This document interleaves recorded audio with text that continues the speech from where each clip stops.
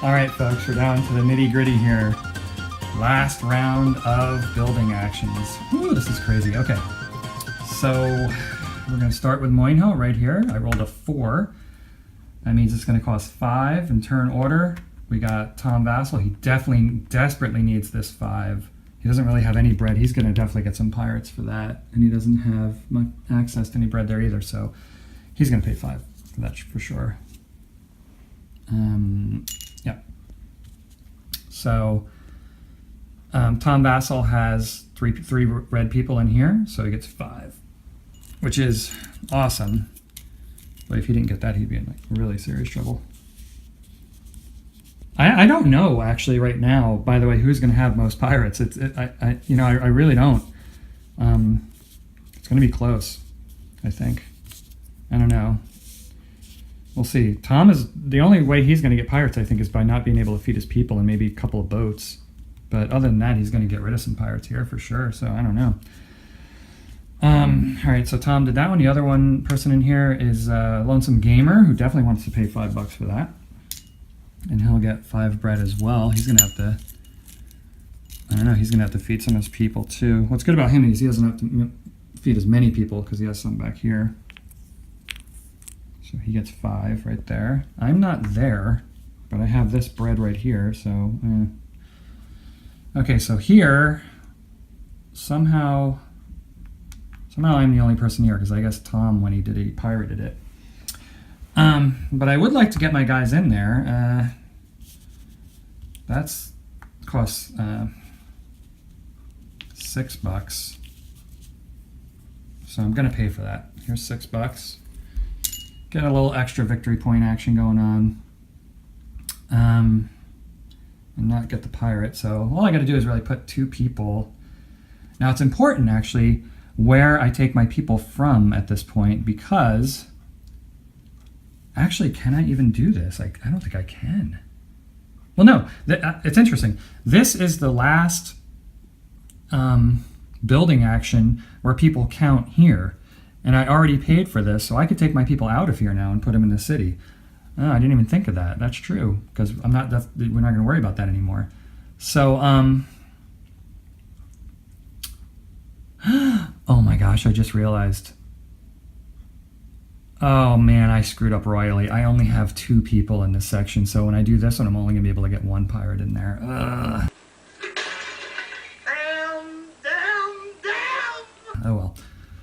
Nothing I can do about that now. Yeah. All right, so I'm going to take 2 people out of here. And I'm going to put them in the city. I guess it doesn't really matter where I put them in the city at this point. I'll just put them here. So I'll pretend I'm governor of that city. And what that does is just give me 3 victory points, which is pretty cool. So 1, 2, 3.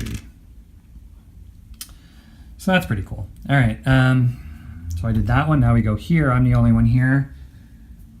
I don't really care about this action, although I don't really want to get a pirate, but I'm going to get rid of 3 pirates here. But that'll give me 1 pirate, so I won't be able to get rid of all my pirates. But look how expensive this is. This costs $7. 3, 4, 5, 6, 7. That'll cost me $7, and I won't be able to do that. Boy, it's such a bummer. I didn't think to put another guy in there. Damn it. Could have got majority here.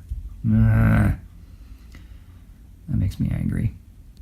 Or I could have kept Tom from getting majority there. Oh well. I don't have any... It's interesting. I wonder if I have someone who could do that. No, because then I won't be able to flip them. Okay. I'll take the pirate. Yeah, I have to. There's really not much else I could do. Wow, I'm going to end up, I think, with 1 pirate, folks. I mean, I don't know. He might end up with no pirates. Well, I don't know. He has to... I don't know. It's going to be close, like I said. He's going to have pirates, I think, because of feeding his people. And Johan is definitely going to have pirates. So maybe I'll be okay with just 1. All right, so I got my pirate for that one. Here we have Tom going first to flip these. He wants to do it, definitely. So that costs him... what do we got here? 4. So it costs $5. And he's going to... Ooh, 6, 7, 8. Yeah. 90 cents. Yeah, so he's going to pay us $5. And he gets, check him out, he gets to flip both of these people over. So that's like getting 10 victory points right there from that. So pretty cool, Tom. Good job. And then I cleverly didn't go there because I don't have to, because I did not flip any of these. Now, so Lonesome Gamer does want to flip them. Is he going to have enough money to do that last action? I actually don't know. Let's see. This costs 6 right here. I'm sorry, it doesn't cost 6. We have 4. So it costs 5. So it'll cost this much. And then, yeah, he's going to have just enough. Wow, it's a good thing he went there instead of going up there to get that extra money. Remember, he went to the stall here. He could have gone there to bring his bread up, but he didn't. He got extra money, and it's a really good thing he did that. So, yeah, he's going to pay the $5. And he's going to get the flip, which is like getting another 10. Whoops. Oh. Ooh, it's hard to tell sometimes if they're flipped.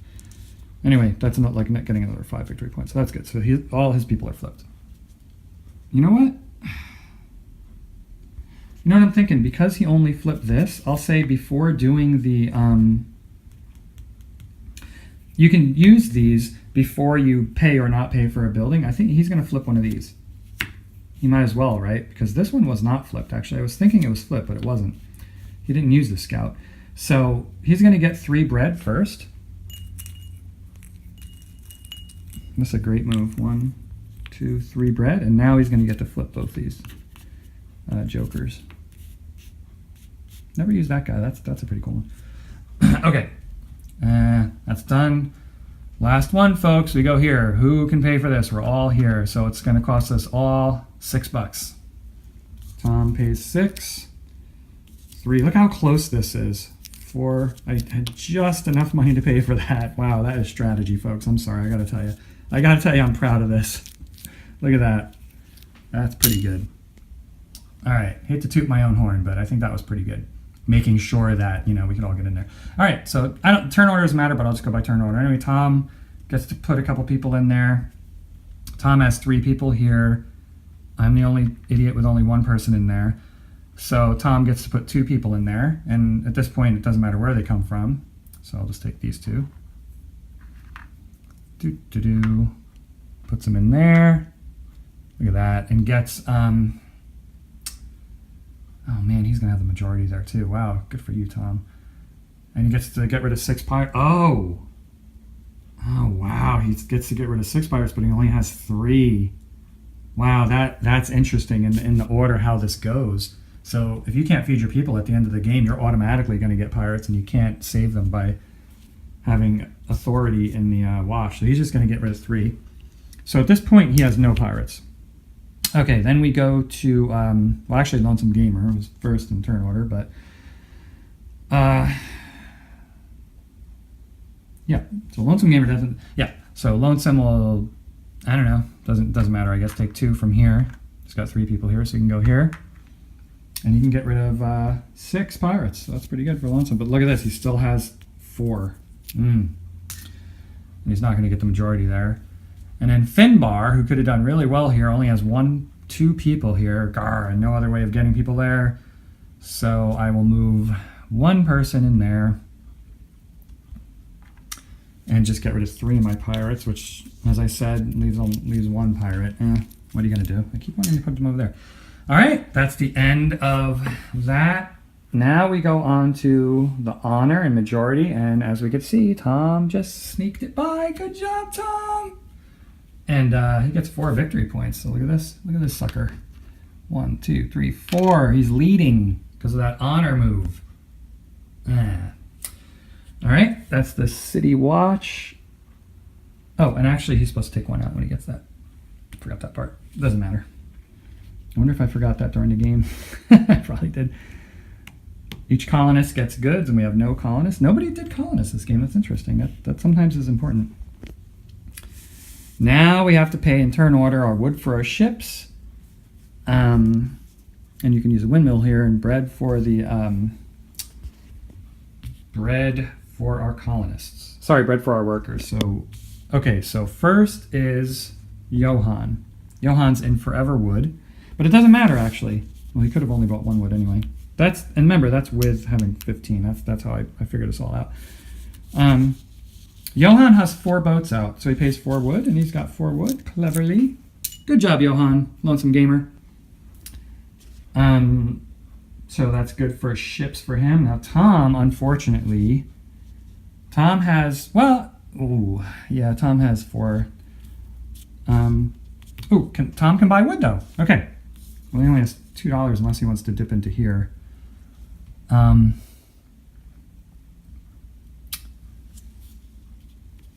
It's probably better to dip into here right now, actually, instead of getting a pirate.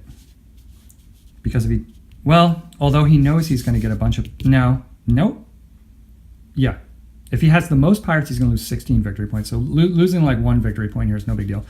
So I think what he's going to do is, he needs to buy 2 wood. Okay? 2 wood up there costs $3. He only has $2 here, but in his secret stash, he has another one. So I'll turn this 5 into a 3 and a 2. And now he has his $3 right here. And it costs $3 to buy 2 wood. And look at this. It's a really good thing I put this guy. Remember, I don't know if you remember, but before I said, I better put him here so I'll have access to wood. And there's exactly 2 wood right there. So 1, 2, 3, 4. So Tom does not get any pirates. Very good. Although now he doesn't exactly have $15 for this. He has 14. So big deal. So that was, what was that? That was Tom. No, okay, me. I got 4 boats out, and I got 4 wood right here. Not messing around, folks. And then, yeah, did we all pay for our? We did. We all paid for our boats. Now is the big deal, folks. We got to pay for our workers, and this is going to hurt. All right. So, but Johan actually, check him out. He has 12, 11, 10, 9 workers out. 1, 2, 3, 4, 5, 6, 7, 8, 9. Yep. He has 9 workers out. 3, 4, 5, 6, 7. Oh my gosh, 8, 9. He doesn't even have to use all this really because he has 2 there. So 9. So he needs 7. 3, 4, 5, 6, 7. Bam. Look at that. And he has 2 bread left over. How cool is that? I thought he was going to get more pirates. Okay. So he paid for his people. Now it's Tom. Now here's where Tom is in trouble. He has to pay for 10 people. Right? 1, 2, 3, 4, 5, 6. Wait. Oh, 1, 2, 3, 4, 5, 6, 7, 8, 9, 10. Yeah. So I had to pay for 10 people. 3, 4, 5. So he paid for 5. I'll put these here just to remember. He doesn't have any here. So this is a big problem. There's no other way for him to get bread. Unfortunately, he already used all of his bread here. Can you do that actually in this? What are we in E? Actually, you wouldn't even be able to do that anyway. To bring this down, you could only do that in B and C. Okay, so he's paying the 5. He needs to feed 10. I don't think there's any other thing I could do. I mean, I think he's going to get some pirates, unfortunately. Could he have gone to the city and gotten more bread? Maybe. Maybe I should have thought about that. I don't know. I mean, instead of doing that kind of stuff, he went here and got rid of pirates. So maybe if I would have got the bread, it would have been better at the city. I don't know. But yeah. 1, 2, 3, 4, 5, 6, 7, 8, 9, 10. Yeah, he has to pay 5. 3, 4, 5. Unfortunately, I see nothing else he could do. So he's got to get 5 pirates. Sorry, Tom. Yeah. 5 pirates is actually not much to have in this game, though, folks. Let me tell you. He could have 5 pirates and thinking that he was going to absolutely win in pirates. So that's Tom. Now I have to pay for my people. And I think I have all 12 out. 1, 2, 3, 4, 5, 6, 7, 8, 9, 10, 12. Yep. 3, 6, 7, 8, 9, 10, 11. Ah! None there. Wow. Damn it. I get a pirate. Oh well. Okay, well that's not too bad, I don't think. Told you pirates. I told you it was gonna be close, folks, with the pirates. Alright, so we all did that. Now we do our crowns requests. So here we go. We're gonna do Johan first. Johan has $15 for this. So that's 15 victory points. 5, 10, 15 right here. Get rid of that. Where's Johan? 46. So what's that? 61, 46, 15, 1, 2, 3, 4, 5, 6, 7, 8, 9, 10, 11, 12, 13, 14, 15. Good job, Johan. And he's got to do 2 of these, and unfortunately he only has 10 and 10, right? Actually, it would go like this. Yeah. So 10 and 10 is 20 points. Not great, but it's pretty good. So 20 more points, 61, 81. Up here. Right, 61, 71, 81. Just want to make sure I do these correctly. Okay. Yeah, and that's it for his crown requests. Oh man, folks, this is exciting. I don't know. And then we get the pirates here. Jeez. Okay, so that is Johan. Now we go to Tom. We're doing this in turn order. Tom got the majority of this, the best city right here. He was able to do it and do a bunch of other things too. So he gets 15 points for that one. Where's Tom? 47, 62 is that? Maybe? Yep. 15 points. 1, 2, 3, 4, 5, 6, 7, 8, 9, 10, 11, 12, 13, 14, 15. Bam. Now he's got 10, 11, 12, 13, 14 for this one. Right? He didn't make the 15, but he got at least 14 points. So that's good. We'll just do it like this for suspense. 1, 2, 3, 4, 5, 6, 7, 8, 9, 10, 11, 12, 13, 14. But one more, and he's got 10 points for this right here. Check that out, folks. Tom Vassal. Good job, sir. Although I'm a little worried about your pirates. 10 more points. 1, 2, 3, 4, 5, 6, 7, 8, 9, 10. Tom is in the lead, folks. And we're going to get rid of this sucker. All right, good job, Tom. You're in the lead. Tom's like, hey, got this pinned down. Now we got me, and I got 15 points for this one. Saved up 15 for that. Nice. Where am I? I'm all the way back here. All right, 15. Here we go. 1, 2, 3, 4, 5, 6, 7, 8, 9, 10, 11, 12, 13, 14, 15. Wow, I really look like I'm really far behind here. For boats, which was pretty good. Boats in the colonies, that is.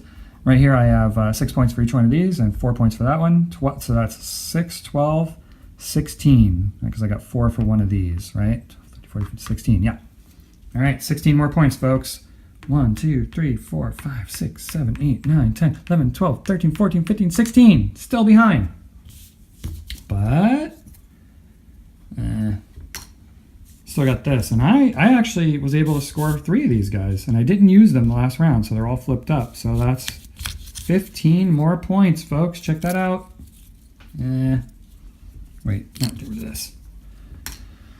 All right. 1, 2, 3, 4, 5, 6, 7, 8, 9, 10, 11, 12, 13, 14, 15. I'm in the lead. Wow. All right, sweet. And then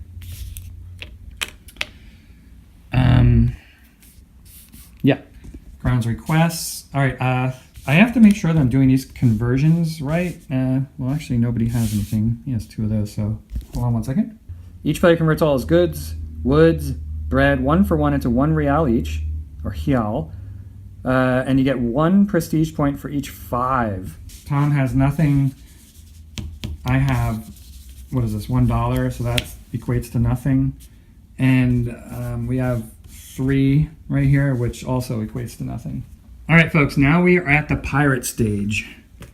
And the most pirates loses 16, next loses 8, and the next loses 4. So who has the most pirates? Who do you think? If you're watching, you probably know. Johan ended up with 4. Okay? And that was pretty good for the amount of pirates he had. He got him down quite a lot. I ended up with 2, which at one time in the game I had the most pirates. I was actually worried about my pirates. Tom ended up with 5. So unfortunately, what killed him in the end was that he didn't feed his people. You know, if he got enough bread, I think I kind of screwed up with him the last round. Not really screwed up. I mean, he still did well, but unfortunately, with the pirate mechanic, you know, you really just have to have less pirates than everybody else. So, if he did a little bit more to get rid of pirates, it wouldn't have really helped, because at the end, you have to just feed those people, or else you're going to get pirates for every bread that you're losing, right? For every bread that you're missing, rather. So he was missing quite a lot of bread at the end. I probably should have put him in the... I should have done a mayor action with him and just got a whole bunch of bread.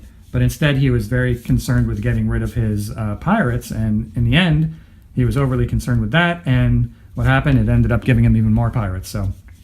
So 5 to 2 to 4. I mean, look at this. This is like unbelievable, folks. This is how much Johan had at the end. This is how much Tom had. 4 to 5. If he were to get rid of 2 more or even 1 more pirate, it would have been even with him. So unfortunately, Tom has the most pirates, so we got to back him up by 16. That is not going to be able. He's not going to be able to get back from that. 1, 2, 3, 4, 5, 7, 8, 9, 10, 11, 12, 13, 14, 15, 16. And then second most is Johan, actually, which is with 4, because I had 2. So Johan loses 8. 1, 2, 3, 4, 5, 6, 7, 8. And then Finbar with third place, I lose 4. If you have no pirates, you don't lose anything, but I lose 4. 1, 2, 3, 4. So what can you say to that, folks? You could say that I probably shouldn't have had myself play because you're going to think that I was biased, and actually that is not true, though. I tried to play everyone as best as I could. To be honest, I kind of wanted the Lonesome Gamer to win.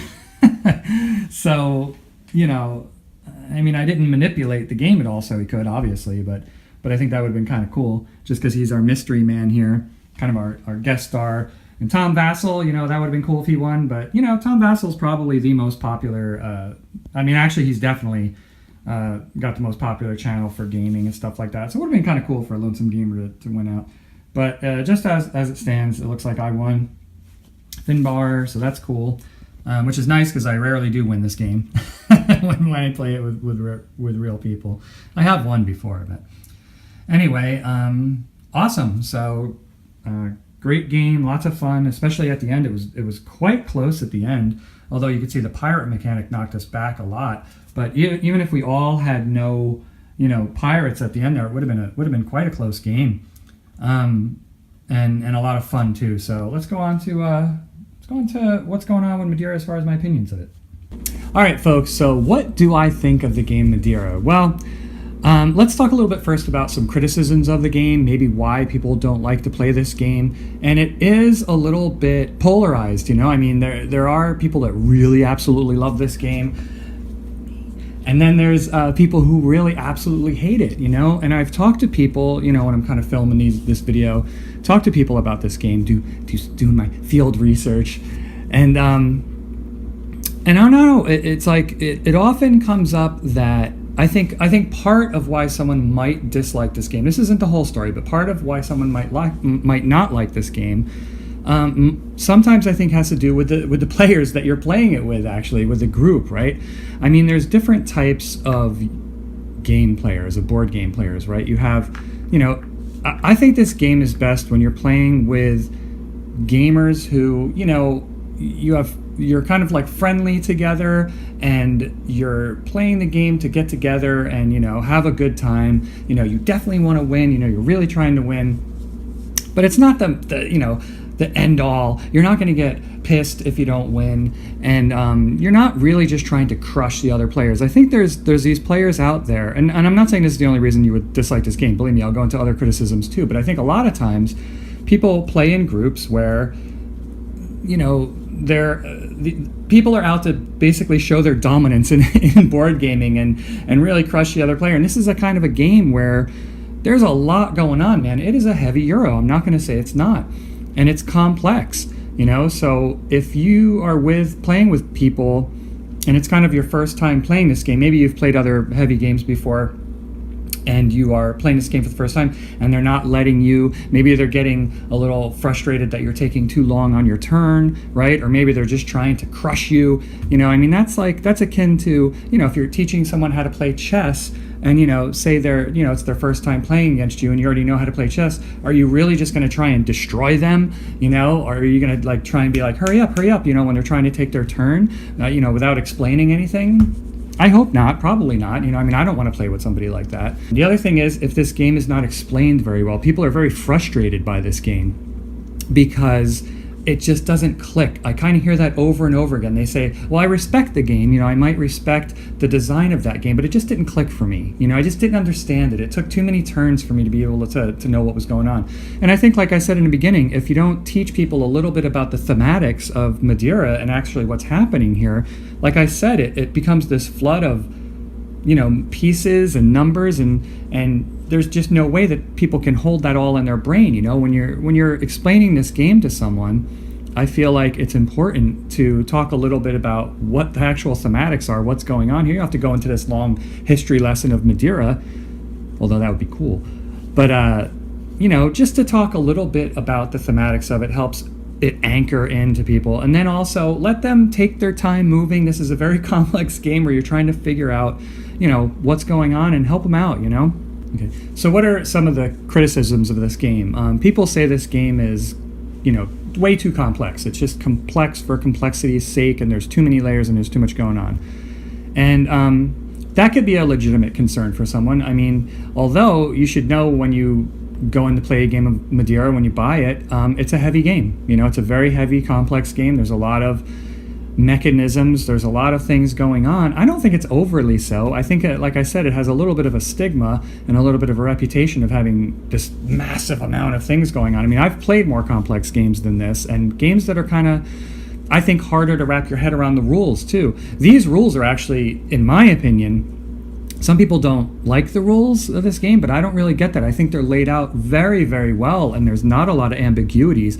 The weight of this game is a 4.26 on BoardGameGeek.com. They rate many different, but by the way, it's an excellent website if you've never seen it. If you're looking at this video, you probably know BoardGameGeek.com. But 4.26 is a heavy game. When you're going in, that's going to be a heavy game. Not overly complex or overly heavy, right?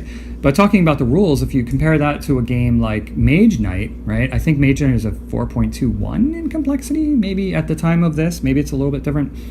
Around there, though.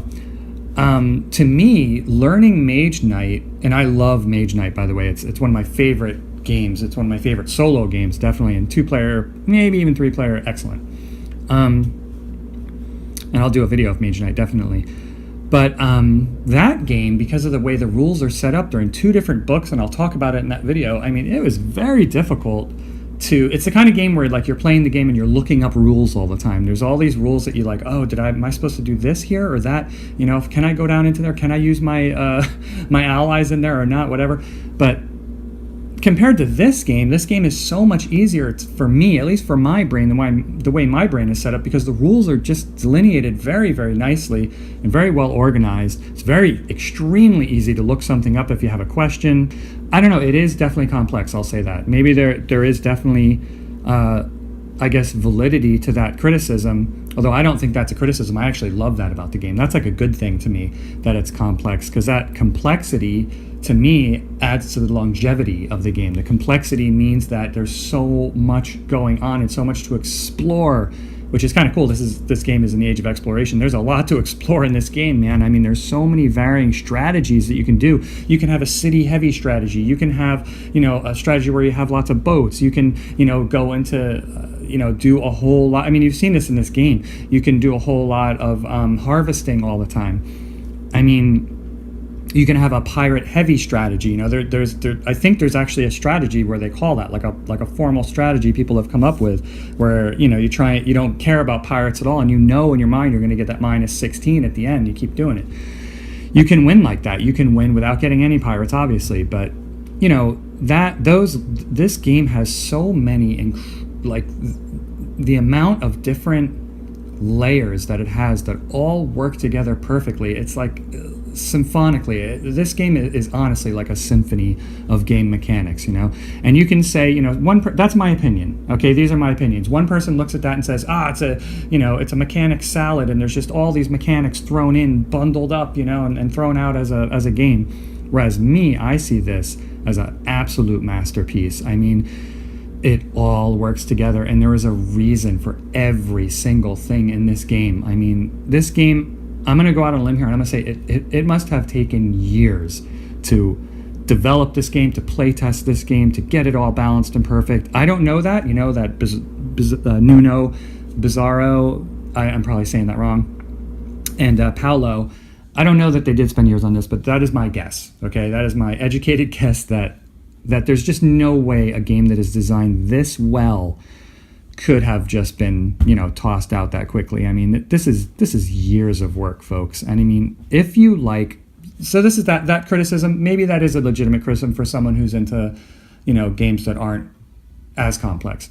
If you like complex games that you will grow with and that you'll learn more about as you play, and you can explore the different strategies and what's going on, if you like games like that, you will absolutely love this game. So another criticism of this game is that the punishments are too harsh, right?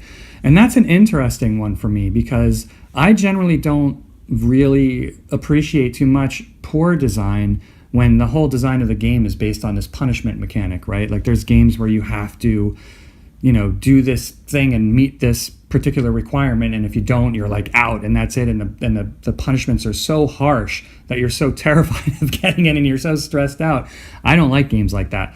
I don't feel like that this game is like that. You have to feed your people, and you have to pay for your boats, right? You have to pay wood for your boats. But if you don't, the punishment is that you get pirates. And maybe this game has a little bit something of a incorrect assumption that if you get pirates, you're out. Like, oh my God, I got pirates, I'm going to be out of the game now. No, there's ways of getting rid of your pirates. I think a harsher punishment in this game is actually if you don't have any people in a region and you want to do that building action, it might come to that building and you're like, I don't have anybody there, I can't do that. Then you're like losing kind of an entire, event that you could have done. But again, if you tell people from the beginning, put people there in that region if you want to do the building action, it's not going to be a problem.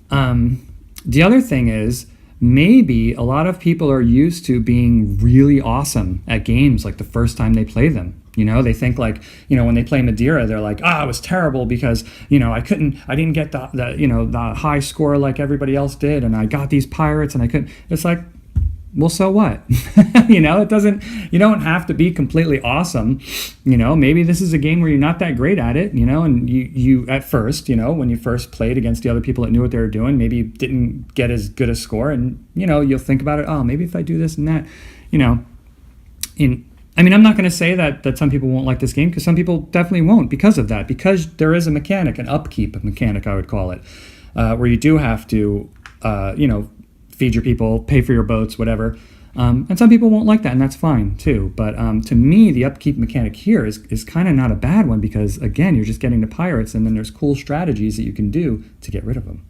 Another criticism of the game is that there are some strategies that are way stronger, that if you get a combination of the crown's requests, and then you're doing this certain thing, because of the actual randomness of the game, of the die rolls and stuff, that becomes very strong. I'm just going to say nope to that. Sorry, I don't believe that. Any one particular strategy is going to win you this game all the time, that any one is intrinsically better than another. I've seen this game won in many varying different ways. Excuse me, sorry. Those are like the shifting sands of groupthink. I've seen that in other games before, where they say, well, in this game, this faction is actually the strongest, and then when somebody starts winning a lot with another faction, they'll say, oh, no, this is the faction that's actually the strongest, or they say, well, this strategy will always win this game. There are times when games, if that is the case, then the game is broken, right? And we say a game is broken when one strategy is just better than other ones, and that means that game, the design of that game isn't that great, to be frank. It's a broken game because you always want to do that one strategy. There's been games published like that where people have figured out a winning strategy, and that's a real bummer to the designer, because I didn't play test that particular strategy, I guess. That is not the case here. Okay, there might be in your group, somebody does this one strategy and is winning a lot. Well, just keep playing, and you'll see it's not. There's no like just one strategy that's going to work the best. One more criticism, real quick, is that I've heard is that there's too much randomness in the game, right? That you can't do long-term planning because it has dice that you roll. And the way that the tiles come out, maybe, and the way that the dice are rolled in connection with those tiles, too much. It's too random. So in games like this, I don't like a whole lot of randomness. There's some Euro games that I think have too much random element for them, especially for a game that takes a long time to play like this one. I sound like a fanboy or something like that, but I think this game has the exact amount of randomness that's really awesome. You have to be nimble in this game, so that criticism I say has definitely some validity. I mean, there is some randomness to this game, and if you want your Euros to have like no randomness or very, very, very, very little, then this probably wouldn't be a game that you would enjoy very much. But I'll tell you that I don't like randomness in my Euro games, and this has the perfect amount.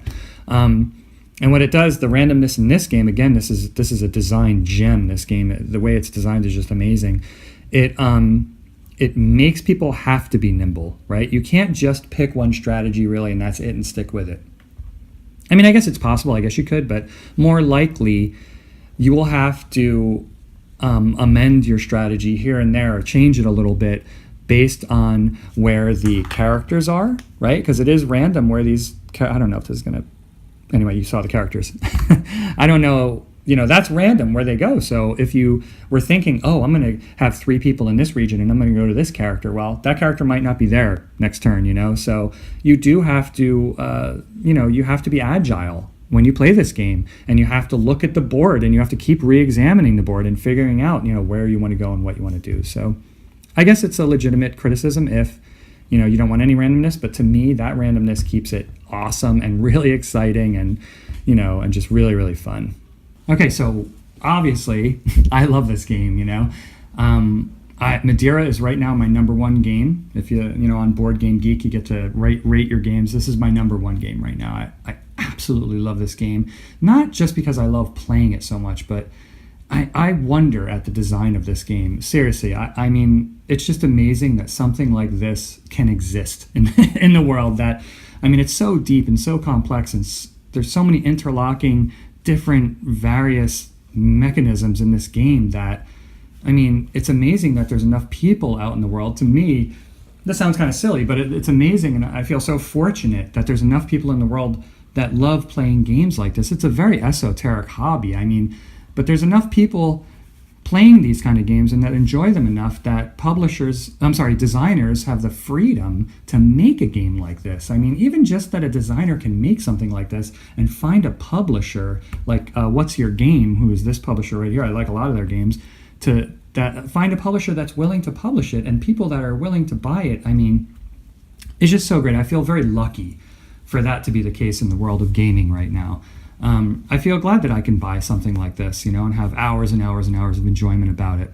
So I love the bits in this game. I love the artwork. The artwork is just absolutely awesome.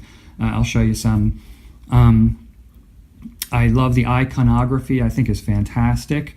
I don't know. To be honest, I don't have many criticisms of this game at all. It's really just kind of one of those games, like, it's really just up my alley. It's kind of like in my wheelhouse and something that if somebody else played this game with another group, they'd probably say, oh, Finbar would love this. Wow, I got to show this to Finbar, because it's just so well balanced. It's like a divine machine to me, the way all things are working together and perfectly, and then there's the interaction between the players, and you're trying to watch them that they don't steal your spots. And I mean, just everything works together so great. It's so much fun. It's deep and it's just a really, really fantastic, solid game, in my opinion. Yeah, if I had to maybe say one criticism, it would probably just be, and this is kind of mundane, but this situation right here with getting wood, I think might be a little bit difficult to remember and maybe doesn't exactly fit in with the rest of the cities here. By the way, these cities are thematic, why you get wood here and the other stuff from these other cities. Like this is the capital city, for instance, so that's why you get money there. They're not named here, but they're named in the rule book what these cities are. And here, this was, covered with wood, so that's woods. It was very like wooded area of Madeira, so that's why forested. That's why you get wood here, blah, blah, blah. So anyway, my criticism would be here. See, when you go here, when you take a city or mayor action here, you get bread, right? So if I was the blue player here, let's say, or say I was the yellow player, I would get 1, 2, 3 bread, right? So then I just go and I grab my bread, and then I bring that and I have my bread, right? Here, you get money, okay? So let's say if I was the red player here, I would get $1, $2, $3. So this is $5, but I would take my money and bring it home, just like that. Here, as you can see, there's wood here. If I was the red player, say I would get 1, 2, 3 pieces of wood, right? So that would lead you to believe that just like in these other cities, I should take 3 pieces of wood, right? But that's not actually the case, because to get this wood, you need to have access to it. And there's nothing really saying that there, right? So you'd have to have access, you'd have to be in the forest field, or maybe, be in a field where you can harvest the wood, but you don't have to do that for any of these. So it's very hard to remember the fact that you have to have access to this wood. I would just change this icon right here completely. I wouldn't even have that as wood icons, because the wood icons means to people, if you go there, you get the wood. And that's why it's hard to remember, right? It's not really anchored in your brain what you're doing there. So I would just, instead of wood icons here, I would have like, I don't know, like axes or something like that, right? So you get, 5 axes here, and then only if you have access, not axes, but access to the wood, right? The axes kind of symbolize that you're cutting down the trees to get to it. So you have the ability here. Here you're actually getting the ability to get wood. You're not really getting wood here. This is actually telling you if you have access to it, you'll get it, right? So it would be better if these were axes, this icon right here, because it would tell you, okay, I have 1, 2, 3 axes. So let's see how much wood I can get now with my axes, right? And I'd say, oh, well, I'm here. Let's say if there was a blue guy here and I'm the blue player, I'm like, oh, 1, 2, 3, cool. I have, 3 axes, so I'll be able to get 3 pieces of wood. Or here, if I was the yellow player, I would say, oh, I have, I got 1, 2, 3 axes here, so I can actually get this 3 wood. It would make it so much easier to remember, and it would completely wipe out, one of the criticisms people have that, that the icons, maybe don't always make sense. All right, folks, here are my top 5 things to teach people in Madeira when they are new players to the game. Or maybe just to reiterate to even players of the game that have played before. Okay, number 1, and most important, I feel like to tell players so they don't feel like they just got jacked, is that if they want to do a building action, they have to have people in this region. So when the game is new and when you're just starting the game, you can tell the people like, okay, we're going to go around and we're going to be doing these actions here, right? If you want to do this action, if you have no one in the region where you're trying to, say if you're doing this action, you want to do this action up here and you have nobody in this region or this one and no one, if you're trying to do this and you have nobody in the region, you will not be able to do that action, okay? If you have one person there, you get to do this action here, the top action, and if you have 2, top action, right? Which, by the way, this should probably also say 1 or 2 instead of just 1.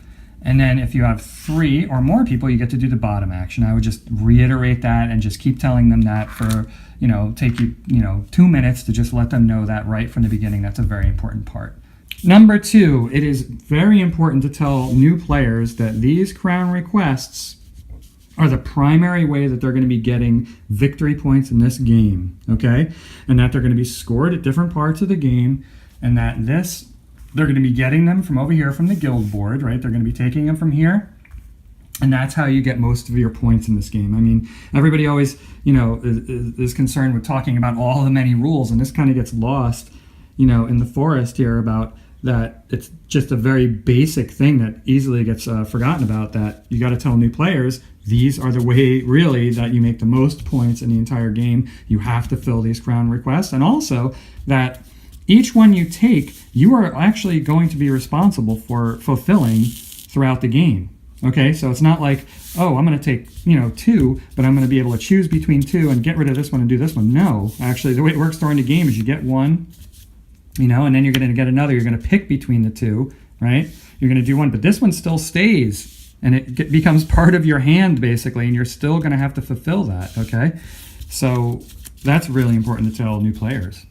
Number 3, you should tell new players about how the windmill works, okay? That's something that is easily forgotten, and you just kind of just want to glance over it. But tell them how important the windmill is, because at the windmill, and tell them what phases, that these phases are very important, B, C, and D, B and C, B, C, and D. These are the phases where you could do these different things in the windmill. Don't forget, new players, that you can always spend 2 wheat to move up. And this right here in the windmill, you have to tell players this. This is how many people you can feed. See the icon of the person, the meeple? That's how many people you can feed, right? So getting this to move up is very, very good, and you spend wheat on that. It's one of the great things about wheat that wheat does in the game. Also, that you can move it down during B and C, and you can get $3 or a piece of bread. And many, many people forget to do this. They'll go through their turn and not do this and take pirates instead and say, oh man, I should have brought this down and done that. And this right here is one of the most important things to show them, that you can actually take 2 resources and of any resources and convert it into one other resources, and you can do that as many times as you want, right? So a lot of times you get stuck. You're like, oh, I have 2 grapes. I would just wish I had 1 more sugar. Maybe you want to get this 4 sugar spot or this 5 sugar spot, but you only have 4 sugar. But guess what? If you have 2 grapes, you can convert that into a sugar, and you got it. Another really important thing is that you have to have access to wood. Okay, if you don't have a meeple that is, and this is something that I forget too, it's very easy to forget this, so reiterate this right in the beginning. You have to have access to wood. Right here, the forest field, you'll have wood for as much as you want if you put a person there. If you're in another section where there is wood, you'll have access to this wood, and that's where you take it from, okay? If this situation is going on right here and you want to buy some wood, well, okay, do you have access to wood? If you're a yellow player, yes, I do. Okay, now I can take that 2 wood from there that I just bought. If this is your situation right now, okay, and you're not sitting on wood and you're not in the forest field, and you say, oh, I'm going to just spend $3 and get wood, no, you can't actually, because you have no access to it. And number 5, folks, I think that in the beginning of the game, you should always tell your new players that they are going to have to feed their people bread, and they're going to have to maintain their boats with wood, okay? I mean, not that the punishment is really all that harsh. If you don't feed a couple people, you just get some pirates, right? If you don't have enough wood, you get pirates, but your players will get mad at you if you don't tell them this in the beginning, because it's something that they really should know, and they might have to strategize for and put into their overall strategy. That's a really important part of this game, and it's something that when you're talking about all the minutia of the rules of this game, it's kind of hard to remember that big thing that there's an upkeep mechanic in this game, 2 upkeep mechanics where you have to feed your people bread and you have to pay wood for your boats. All right, here's a bonus for you, yo. Talking to new players of this game, give them a little bit of a conversion, right? I like to do this when I'm teaching this game because there's so much going on. It's nice to know, well, what does all that stuff do, right? You're talking about, oh, there's this wheat. You can, you say to in the beginning, you say, well, you can harvest wheat, you can get grapes. All, it's swimming around in their mind. It's like, well, what does this stuff convert into? What do I do? How do I get that? What do I do with that? So it doesn't take very long. Just do a quick little conversion to just show them what you convert things into in this game. All right, grapes. What do grapes do in this game? Well, they do a couple things. First of all, they're very good to use at these foreign ports. It's necessary to actually trade wine when you go into these places with your boats. And you might want to go into these places with your boats because it might be worth victory points if you have the correct Crown's Request. Let me make sure that gets into focus here. This one right here. And so you can use wine there for that. And when you get into here, you can do one of these Crown's Rewards, which is really fantastic. Wine allows you to do that. Wine also can be sold here, like all the other goods can be sold here at the local market, and wine gives you money. All right, so this is the symbol for sugar. What does sugar do? Well, sugar is actually worth a lot of money. And you can tell your new players that if they want to make a lot of money, if that's their strategy, it can make the most money. So notice the most you can get with 4 wheat is 12. You can actually sell 5 sugar and get 17, and 4 grapes and you can get 13. So sugar is actually can be very lucrative if you make it part of your strategy. All right, what can you do with wheat? Well, wheat can be sold right here at the market, just like all the other goods can. And also, the unique thing about wheat is over at the windmill in phase B, C, and D, if you spend 2 wheat, you get to raise your marker on the windmill, which means you'll be able to freely feed a certain number of your people, a higher number of your people as this goes up, and you won't have to worry about feeding them. Just quickly say that any 2 resources can be discarded at the windmill during phases B, C, or D. Any 2 can be discarded for any one other one. So if I don't have any wheat and I need it, I can discard 2 of these to get a wheat, or I could discard, a wheat and a sugar to get grapes, or I could even discard if I have 2 grapes. Whoop, that's a 3. If I have 2 grapes, I can discard that to get the 1 sugar that I need. All right, what does money do in this game? Well, you will need money to pay for these building actions. So every time you do a building action, depending on how much guild influence is here, you'll have to actually pay money to do those actions. Money is also used to pay for wood. But remember, folks, new players, you have to have access to wood to be able to get it. You either have to have access to it in the fields, or you have to have a meeple in the forest field. That's like having as much wood as you ever could want. And you use money to pay for that. Bread is used in the game to schmooze the characters, and bread is also used to feed your workers. There's an upkeep mechanic in this game where you have to feed each worker 1 bread. And wood is very important in this game. You actually have to pay wood to be able to develop these parts of the city to be able to get a guild member into your tableau, right? So it's like getting this guild member in your pocket, I say. And wood is also used for an upkeep mechanic for your boats. So you have to pay 1 wood for each boat that you have out as an upkeep. And if you don't have enough wood, you have to get 1 pirate for each wood that you're missing. All right, so I mentioned that I would tell you what this happy accident with the Madeira wine was. Like, why, when you go to India in this game, do you get wine? That doesn't make any sense, right? Well, what happened at this time, okay, in Madeira is they were shipping wine on very, very long voyages, like, for instance, to India, and they realized that the wine would go bad, actually. So they started fortifying it with more alcohol to actually keep the wine from going bad. So that's one thing, is there's more alcohol in this wine, okay? But that wasn't the magic part. The amazing thing that happened was on these long voyages, the wine that were in the holds, the holds in the ships were intensely hot, and there was this motion going back and forth, on the ship, in the wine in the kegs, and it actually cooked the wine. Okay, so when they brought wine to ship, we'll say to India, and when that wine would come back, the unpurchased part of it would take that really long round trip, and it would get cooked so much and come back. And what they started noticing was, whereas at first they thought, oh, this wine is ruined, it got heated up too much, it got cooked. What they started noticing was that people wanted to buy that wine. That's the only wine they wanted. They wanted the wine that went on the long trip type wine that went there and came back, and they would pay a lot of money for that wine because they really, really liked the taste of it. And if you've never had Madeira wine, a good Madeira, not just a cooking Madeira, I don't have the greatest palate actually, but to my taste, it tastes caramely and kind of sweet, but also strong and warm.